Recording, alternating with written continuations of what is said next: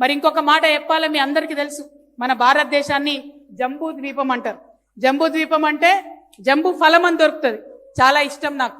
జంబూ ఫలం అంటే ఏందో అనుకున్నారు, అల్లనేరేడు పండు. తెలుసా అల్లనేరేడు పండు? అయితే నాకు బాగా ఇష్టం అల్లనేరేడు పండు.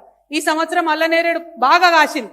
ఘోరం ఏంటంటే మనకి ఇష్టమైన పండే తినడానికి బాగానే ఉంటుంది, కానీ ఏ సంవత్సరం అయితే అల్లనేరేడు పండు బాగా కాత కాస్తుందో ఆ సంవత్సరం వర్షాలు తక్కువ పడతాయట. అల్లనేరేడు పండ్లు కాత చూసే నేను అనుకున్న వర్షం ఈసారి హ్యాండ్ ఇచ్చేటట్టు ఉందని. ఆ తర్వాత వాతావరణ శాఖ వచ్చి చెప్పింది, ఈసారి సూపర్ ఎల్ నీనో వస్తున్నది, వర్షపాతం ఆగమాగం ఉన్నది. మరి ఇవాళకి కూడా తెలంగాణలో 40% వర్షపాతం ఉన్నది. ఈ విషయం ఎప్పుడు తెలుసు మనకు? 6-7 నెలల కిందనే తెలుసు వర్షపాతం తక్కువ వస్తుంది, 40% వాన పడుతుంది అని చెప్పి. కానీ మన రేవంత్ రెడ్డి గారు, మన ప్రభుత్వం ఏమాత్రం కూడా ఏర్పాట్లు చేయలే. మనం మొత్తం కోరుట్ల, మెట్పల్లి, కరీంనగర్, ఉత్తర తెలంగాణ అంతా కూడా గోదావరి నది పైన ఆధారపడి ఉంటాం. మనం గోదావరి నది మీద చిన్నవి పెద్ద అన్ని కలిపితే 57 రిజర్వాయర్లు ఉన్నాయి. మనం ఆ 57 రిజర్వాయర్ల 418 టీఎంసీలు దాచిపెట్టుకుని నిల్వ ఉంచుకునే కెపాసిటీ ఉంది. కానీ రేవంత్ రెడ్డి గారి ప్రభుత్వం నిర్లక్ష్యంతోని, రేవంత్ రెడ్డి గారి ప్రభుత్వం అలసత్వంతోని ఇవాళ 418 టీఎంసీలు ఉండాల్సిన కాడ కేవలం 93 టీఎంసీలు ఉన్నాయి. అంటే ఇప్పుడు పరిస్థితి ఏంది? రైతులకు నీళ్ళు ఇచ్చే పరిస్థితి లేదు. రైతుల నీళ్లు పక్కకు పెడితే తాగడానికి నీళ్ళు ఇచ్చే పరిస్థితి కూడా లేనటువంటి విషయం ఉన్నది. మరి నీళ్ల విషయం తెలియదు, రైతు విషయం తెలియదు, వ్యవసాయం విషయం తెలియదు, ఏం చేస్తున్నట్టు ఈ ప్రభుత్వం అని నేను రేవంత్ రెడ్డి గారిని ప్రశ్నిస్తున్నా. మన కోరుట్లలో ముఖ్యంగా వరద కాలువ, మన జగిత్యాల జిల్లాలో వరద కాలువలో నీళ్లు లేకపోవడంతో ఇవాళ ధర్మపురిలో, పెగడపల్లిలో 1500-1600 ఎకరాలు మొత్తం పడవబడి ఉండే పరిస్థితి వచ్చింది. మన గూడెం లిఫ్ట్ ఉంటది, చిన్న చిన్న రిపేర్లు చేయలేక కాంగ్రెస్ ప్రభుత్వం వచ్చి 30 నెలలైంది. ఈ కోరుట్ల మండలంలో 1000 ఎకరాలు ఎండిపోతుంది, మెట్పల్లి మండలంలో 1500 ఎండిపోతా ఉన్నది.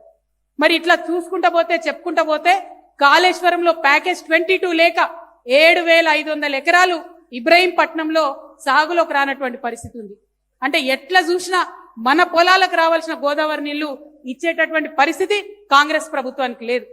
కానీ అబద్ధాలు మీదకెళ్ళి నిన్నగాక మొన్న కూడా ఒక రైతన్న ఆత్మహత్య చేసుకున్నాడు. ముఖ్యమంత్రి గారి గురించి మాట్లాడుకుంటేనే ఆయన ఆత్మహత్య చేసుకున్నాడు. ఒక రిటైర్డ్ ఇంజనీర్ని ముఖ్యమంత్రి గారు మాటలంటే పాపం వల్ల ఏడ్చిండు పెద్ద మనిషి. ఎందుకోసం? ముఖ్యమంత్రి గారు రాజకీయం చేస్తున్నారు, అటు బీఆర్ఎస్ వాళ్ళు రాజకీయం, ఇటు ముఖ్యమంత్రి గారు రాజకీయం.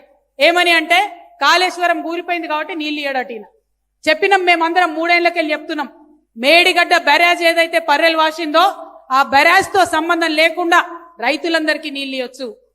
కన్నెపల్లిని వాడుకొని కన్నెపల్లి పంప్ హౌస్ నుండి, అన్నారం సుందీల నుండి తీసుకొచ్చి ఎల్లంపల్లిలో నీళ్లు వస్తే ఇవాళ మన ఎస్ఆర్ఎస్పి నిండుతుంది, మన వరద కాలువ నిండుతుంది, మన మల్లన్న సాగర్ నిండుతుంది. వీటన్నిటితో నీళ్లు ఇవ్వచ్చు. కానీ ఆ మాట మాట్లాడతలేడు ముఖ్యమంత్రి. మాట్లాడకుండా ఏమంటుడు? ఈ 3 బ్యారేజీలు నింపుతేనట భద్రాచలం రాముడు కొట్టుకపోతాడట. మరి ఎవరు చెప్పిర్రో, ఆయనకి ఏం చెప్పిర్రో? కొట్టుకపోతాడని అబద్ధమాడు ఊకుంటా అయిపో. రాముడు మీద ఒట్టన్నాడు, ఈయన ఒట్టన్నాడంటే ఆ పని ఫట్టన్నట్టే. 1 కాదు 2 కాదు, మనం బోల్డ్ అని చూసినాం. అయితే ఏమైందంటే రాముడు గురించి రేవంత్ రెడ్డి గారు చెప్పగానే నాకు ఒక విషయం గుర్తొచ్చింది. మొన్న ఈ మధ్యనే భద్రాచలంలో రాముల వారి కళ్యాణం అయింది.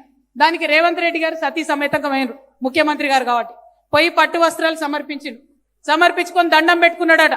రాముడా రాముడా నాకు కొంచెం లోన్ గిప్పి, నేను ఎక్కడికి పోయినా బ్యాంకులో లోన్ ఇస్తలేరని దేవునికి దండం పెట్టుకున్నాడట. అప్పటి వరకు పాపం కళ్యాణం అవుతుంది, రాముల వారు సీతమ్మని చూస్తున్నాడట మురిపంగానే. ముఖ్యమంత్రి దండం పెట్టుకోగానే ఆగమాగమై చూసి లక్ష్మణ స్వామిని పిలిచిండట. తమ్ముడా లక్ష్మణ ఇట్రా అని. లక్ష్మణ స్వామి వచ్చినట్టు ఏందన్నా అంటే, మనము కళ్యాణం సంగతి కొంచెం ఆగుదాము, ఈ ముఖ్యమంత్రి ఏమో పైసలు ఇవ్వమని అడుగుతాడు, అప్పులు ఇచ్చుడు తర్వాత విషయం, కానీ జర మన చెప్పులైతే జల్ది దాచిపెట్టి అన్నాడట. అనగానే లక్ష్మణ స్వామి చెప్పులు దాచిపెట్టి ముఖ్యమంత్రి గాలి మోటార్ పోయేదాకా చెప్పులు దాచిపెట్టుకునే పరిస్థితి. అది మన ముఖ్యమంత్రి గారి పరిస్థితి. ఎందుకంటే ఏది అడిగినా ఎదురుదాడి చేయడం, ఏది అడిగినా కూడా ఎగబెట్టడం తప్పితే ఒక్కటి కూడా మంచి పని ప్రభుత్వంలో జరుగుతలేదు. కాబట్టి ఆ ప్రభుత్వంలో మంచి పనులు జరగాలంటే ప్రశ్నించేటటువంటి ఒక పార్టీ ఉండాలి. మన టిఆర్ఎస్ పార్టీ జెండా ఇది తంగేడు పువ్వు జెండా, ఇది గుమ్మడి పువ్వు రంగు జెండా, ఇది బతుకమ్మ మీద పెట్టే గౌరమ్మ రంగు జెండా. మరి ఈ జెండాను ఆదరించాలని చెప్పి నేను మిమ్మల్ని అందరినీ కూడా మనస్ఫూర్తిగా వేడుకుంటా ఉన్నాను. ఇవాళ డాక్టర్ రగన్న కోరుట్లలో వచ్చి చేరడంతో డెఫినెట్ గా మంచి బలం వచ్చింది. ఆ బలాన్ని ఇంకా మంచిగా ప్రజల కోసం కొట్లాడడానికి, ప్రజల పక్షాన నిలబడడానికి మేము వాడుకుంటాం. మేము ఇవాళ ప్రధాన ప్రతిపక్షంగా పనిచేస్తున్నాం. రేపటి నాడు మీ అందరి దయ ఉంటే ఖచ్చితంగా అధికారంలోకి వస్తాం. వచ్చి ఇప్పుడు దాకా చెప్పిన పనులన్నీ కూడా చేసి పెడతాం. మరి రగన్న అన్ని పార్టీలు నమ్ముకొని మోసపోయింది అన్నారు. అన్న అన్ని పార్టీల అన్నలు ఉన్నారు కదన్న, మోసం చేస్తారు. ఇది అక్క పార్టీ, మోసం ఉండదు. ఖచ్చితంగా ఖచ్చితంగా ఖచ్చితంగా రగన్నను అసెంబ్లీకి పంపేది ఖాయం. రగన్న నిలబడ్డప్పుడు కోరుట్ల మెట్పల్లి ప్రజలందరూ కూడా మరి రగన్నకు సహకరించాలి, వారికి ఓటేయాలి, వారిని గెలిపించాలని చెప్పి మనస్ఫూర్తిగా మిమ్మల్ని అందరినీ కోరుతున్నా. నిజంగా ఈ కోరుట్ల నిజామాబాద్ పార్లమెంట్ ప్రజలందరికీ కూడా మళ్ళొకసారి నేను చేతులు జోడించి నమస్కరిస్తా ఉన్నా. ఎందుకంటే మీరందరూ ఓటేయడం వల్లనే నేను పార్లమెంటుకు పోయి ఇవాళ దేశంలో కూడా గుర్తుపట్టే పరిస్థితి ఉన్నది. మీ దయతోని నేను ఇవాళ 10 మంది నన్ను గుర్తుపట్టేటటువంటి స్థాయికి ఎదిగిన. మరీ ముఖ్యంగా కోరుట్ల మెట్పల్లిలో ఉన్న ఎవరైతే ముసల్మాన్ సోదరులు ఉన్నారో आप सबको मैं तहे दिल से और एक बार शुक्रिया अदा करना चाहती हूँ, क्योंकि हर टाइम आप हमारे साथ रहे, हर टाइम आप हमारे बहन, आप मुझे अपने बहन मान के एक फैमिली मेंबर का आपने दर्जा दिया. पूरे पार्लियामेंट के हल्के में मुसलमान भाइयों ने वो रेस्पेक्ट मुझे दिया.